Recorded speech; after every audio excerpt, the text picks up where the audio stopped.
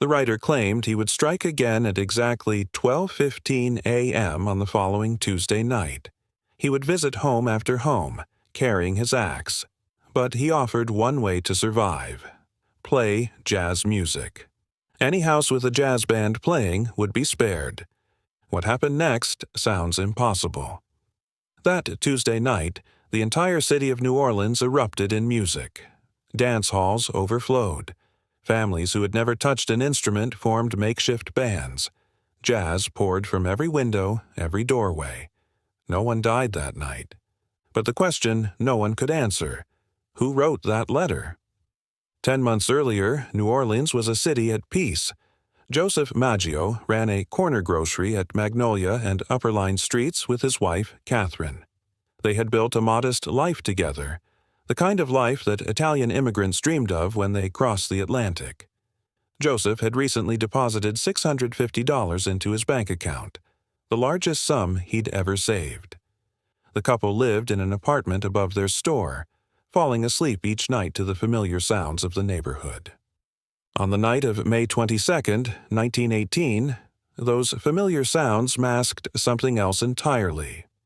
Joseph's brother Andrew lived in an adjoining apartment. Around 5 a.m., he heard strange groaning through the wall. When he entered his brother's bedroom, the scene made no sense.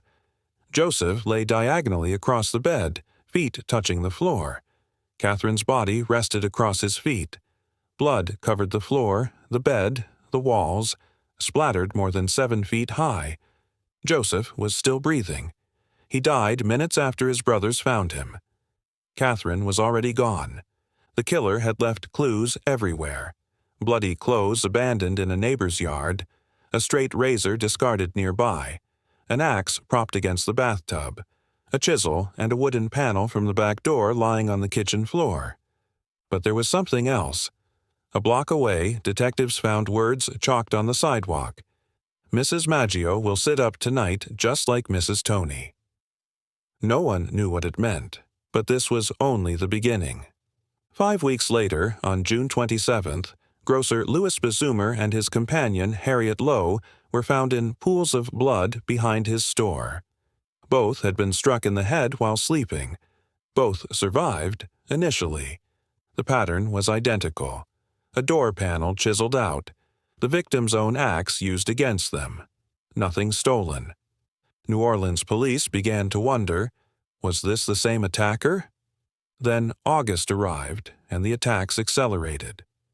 On August 5th, pregnant Anna Schneider woke to find a dark figure standing over her bed.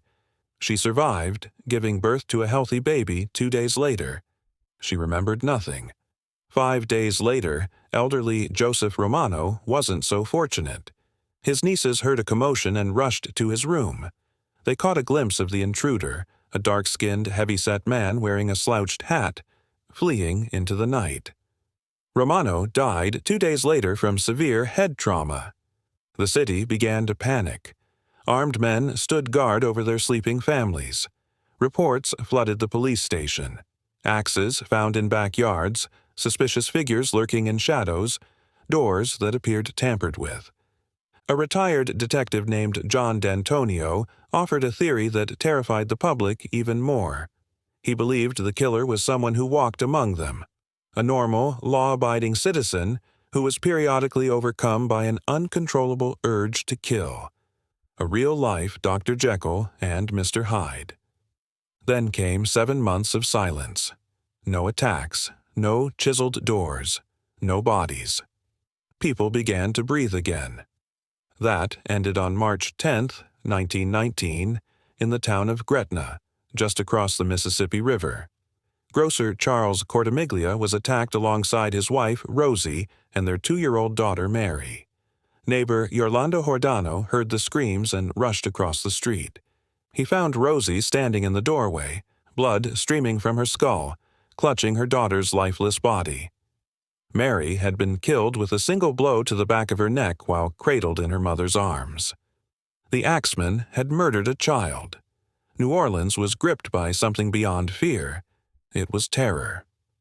3 days after little Mary's death, the Times-Picayune received a letter. It began, "Esteemed mortal, The writer claimed to be a spirit and a fell demon from the hottest hell. He mocked the police as utterly stupid. He declared himself invisible, supernatural, allied with the angel of death himself.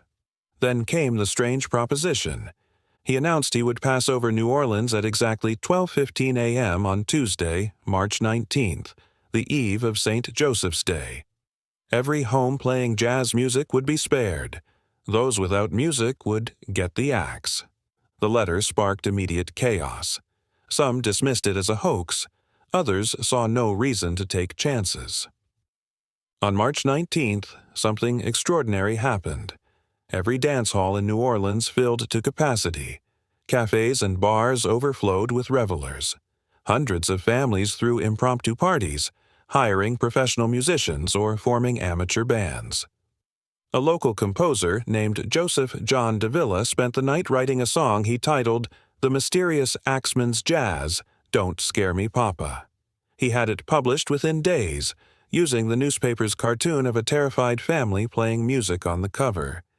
Jazz poured through the streets of New Orleans until dawn, and when the sun rose, not a single person had been attacked. The reprieve didn't last. The Axeman returned in August, attacking grocer Steve Boca in his bed. In September, he struck 19-year-old Sarah Lauman, leaving her with missing teeth and severe head injuries. Both survived but remembered nothing. The final attack came on October 27, 1919. Grocer Mike Pepitone was killed in his bedroom while his wife slept in an adjoining room. She woke to the sounds of violence and reached the doorway just in time to see a large man with an axe fleeing the scene. After Pepitone, the Axeman vanished completely. The attacks simply stopped, as mysteriously as they had begun. Over 18 months, the Axeman attacked at least 12 people, killing 6. He was never caught. He was never identified. The case spawned theories that persist to this day. Some believed the killer targeted Italian grocers as part of mafia intimidation, extorting protection money through terror. Others pointed to a suspect named Frank "Doc" Mumphrey, who owned a struggling jazz business in the Garden District. After the famous letter forced the city to embrace jazz, his business reportedly thrived. When he was later murdered in Los Angeles by a woman believed to be Mike Pepitone's widow, some saw vigilante justice. But recent historians have found no solid evidence linking Mumphrey to the crimes. Perhaps the strangest theory concerns the letter itself. Historian Miriam Davis believes the actual killer never wrote it. She suspects Joseph John Davila, the composer who profited from his Axeman song, may have authored the letter as a publicity stunt. The timing was perfect.